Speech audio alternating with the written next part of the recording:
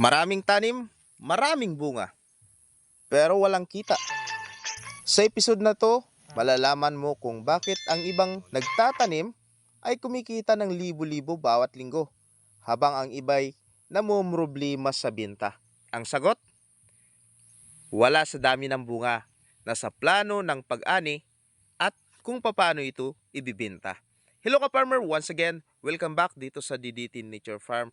At sa video na to ay gagawa tayo ng isang video series kung paano ang pagtatanim ng ampalaya simula sa simula hanggang sa may binta na ito. Sa episode na to ay tuturo namin ang tamang panahon ng pag-aani, ang pacing para hindi masobrahan at ang diskarte kung paano ibinta sa tamang buyer at ang tamang timing at tamang presyo. Kaya ka farmer, kung ready ka na, tara simulan na natin dito sa ating episode na pinamagatang Planadong Ani, Planadong Kita. Kailan ang pinakatamang panahon para mag-ani? Ang unang sikreto sa tuloy-tuloy na ani at kita ay ang tamang pitsa ng pag-ani. Hindi ito basta kapag may bunga na. Unang dapat nating tandaan sa pagtatanim ng ampalaya, simula sa pagtransplant natin ng ampalaya ay makapag-harvest na tayo ng bunga mga 40 to 45 days after transplanting. At pagkatapos na makapagsimula tayo makapag-harvest ng bunga, ay pwede na tayo mag-harvest to every 2 to 3 days. O di kaya naman ay mag-harvest ka ng 2 bisis sa loob ng 1 linggo. Sabihin natin nag-harvest ka ng Sabado at Martes. Ito ay upang maiwasan na mahinugan ng ating ampalaya para regular din ang ating harvest. At kapag nahinugan kasi ang ating ampalaya, diyan na magkakaroon na tayo ng mga problema katulad ng pag-atake ulit ng mga insekto tulad ng fruit fly dahil dinada po nila ito at iba pa na nakaka-attract sa mabangong amoy ng hinog na ampalaya.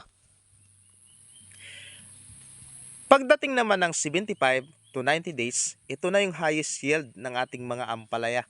Ibig sabihin nito talagang namumunga na ang ating mga ampalaya. At pagdating naman ng 95 days ay dahan-dahan nang humihina ang ating ampalaya. Pero ito ay nakadepende pa rin sa ating tamang pag-abono, tamang pagpupruning, tamang pag-alaga sa ating ampalaya. Kaya para sa secret tip number 1, sa ating pag-harvest, dapat ay mag-harvest tayo ng maaga pa. Pero hindi naman kapag umulan. Pumunta kayo sa ampalaya ninyo at hawakan nyo ang ampalaya matigas. Pero kapag nasikatan na ito ng araw, nag-uunti-unti na itong lumalambot. Ngayon kapag pinitas mo na matigas ang ampalaya, siguradong kapag bininta mo siya, matigas pa rin. Pero kapag pinitas mo ang ampalaya na malambot na, pag bininta mo, hindi na yun babalik sa titigas ang ampalaya. Malambot na yun. Kaya mag-harvest tayo ng umaga, mga alas 6, alas 7 ng umaga, habang malamig pa. Mas presko ang bunga, mas siyempre attractive ito sa mga buyer. Secret tip number 2, iwasan ang harvest tuwing umulan. Dahil ito ay mabilis masira ang balat at mabubulok. Ayan, kapag katapos umulan, huwag muna tayo mag-harvest. Papainga-paingahin muna natin. Patuyo-tuyuin muna natin.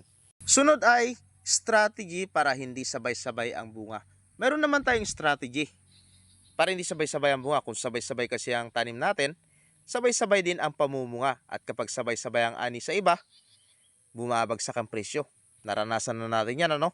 Yung iba nating mga kaparma, nag-harvest din. At pagdating sa palengke, ayun na, bumagsak na ang presyo at sabay-sabay tayong malulugi. Kaya mga pro-growers, hindi nagtatanim ng sabay-sabay. Yan. Kaya secret tip number 3, magkaroon ng staggered planting. Halimbawa natin ay 7 days ay magtatanim tayo ng panibagong batch ng ating ampalaya. Ito ay para maging sustainable. Or sabihin na natin sa loob ng 2 linggo magtatanim ka ng panibago upang kung ang habol mo ay year round, ibig sabihin nito hindi ka maubusan ng inaani mong ampalaya tuloy-tuloy. Mayroong ampalaya na pahina na, mayroon namang ampalaya na namumulaklak. So tuloy-tuloy ang harvest, tuloy-tuloy ang kita, at may mga panahon na mataas ang presyo, jackpot. Kaya magiging resulta siyempre ay hindi sabay-sabay ang harvest. Kaya kontrolado mo ang supply. Ito pang maganda ka farmer kapag nakahanap ka ng mga magandang suki. sila ang tuloy-tuloy mong bibigyan ng supply na ampalaya. Sunod, secret tip number 4, sa pagpruning at sa pagdidilig ng ating halaman ay pwede rin nating pabagalin, pabilisan ang pamumunga. Gagamitin ito para i-adjust natin ang harvest base sa kailangan ng buyer. Ang susunod natin, saan ba dapat magbenta? Ito ka farmer, ang isa sa napaka-importante. Karamihan kasi diretso kaagad doon sa palengke ang binta nila ng ampalaya. Dahil doon sa palengke maraming gustong bumili ng mga buyer ng ampalaya. Pero, alam mo bang may mas mataas na presyo at mas siguradong bayad kapag pinili mong ibinta sa tamang tao? Minsan kasi natatamad na tayo magbenta kaya dinadala na lang natin sa palengke at kung magkano bili nila, yun na lang. Heto ka farmer, mga types ng buyer na pwede mong bintahan maliban sa palengke. Number 1, reseller simply. Reseller siyempre sa palengke, no? Mabilis yung cash, pero minsan nababara tayo sa presyo. Pangalawa naman, yung mga suki na tindira. Yung mga nandyan lang yun sa mga dadaanan ng mga kalsada, namimili sila at nagtitinda rin sila. Yan, pwede mo na bigyan sila. Kumukuha minsan sila ng pakyawan. Pangatlo naman, mga online gulay groups sa ating GC o mga group chat sa ating lugar. Pwede ka no mag-post ng yung gustong ibinta na ampalaya at may suggested retail price, lalo pa kung presko, no? Pwede mo ring lagyan ng picture. Pangapat, pwede kang magbenta sa mga karinderya, mga maliit na kainan dahil sila ay nagluluto rin ng gulay. So magiging regular buyer din sila. Kahit na medyo maliit lang yung kanilang bibilhin sa'yo na gulay, ang importante doon, bibili sila.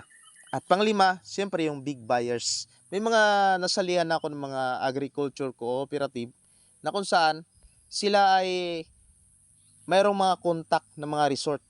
So lahat ng mga order ng mga resort ng mga gulay ay ipopost nila sa group namin at ako bilang member ng group ay pwede kong i-mine kung saan gulay doon yung meron ako. Pero syempre, nandun pa rin yung quality dahil ang bibili ng gulay ay mga resort. At ang kagandahan pa nun, mabibili ang gulay sa'yo sa napakagandang presyo. Ang kapalit naman nun ay yung quality ng yung produkto. Lagi nating panatilihin siyempre ang quality ng produkto.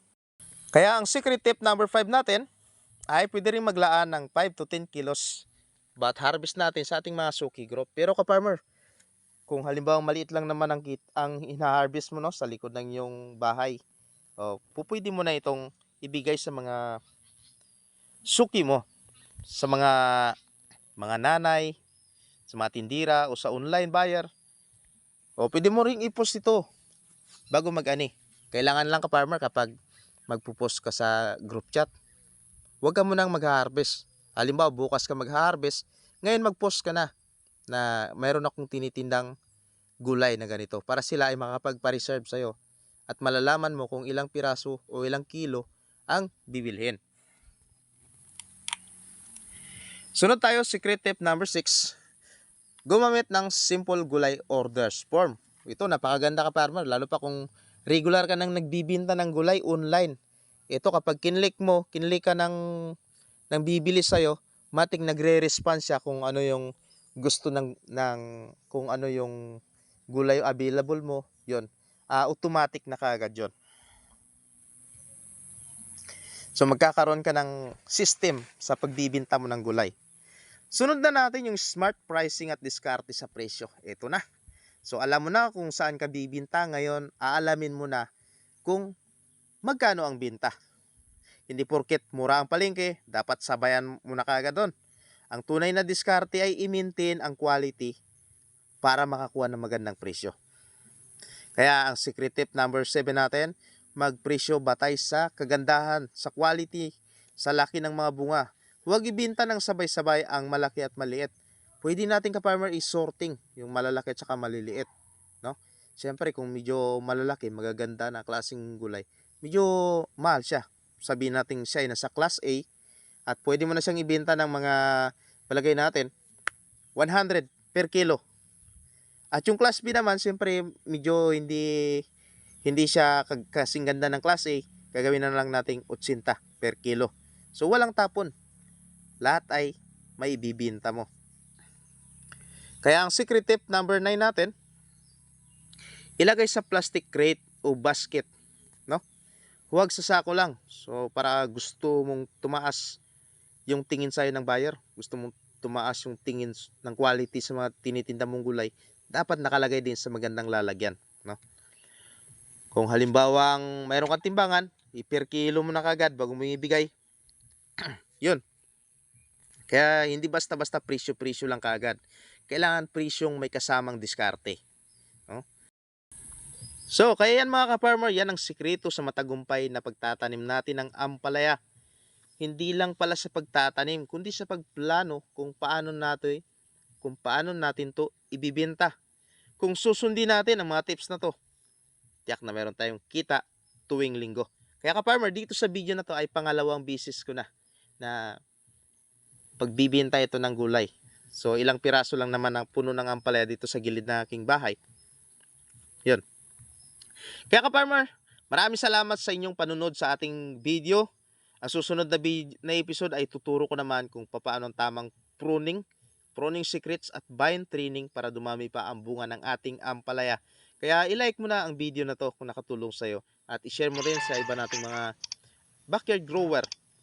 At kung meron kang tanong, pwede kang mag-comment kung anong gusto mong itanong. Kaya ka-farmer, pwede ka pa nakapag-subscribe. Don't forget to subscribe para lumaki pa ang ating channel. Maraming salamat sa inyong panunod.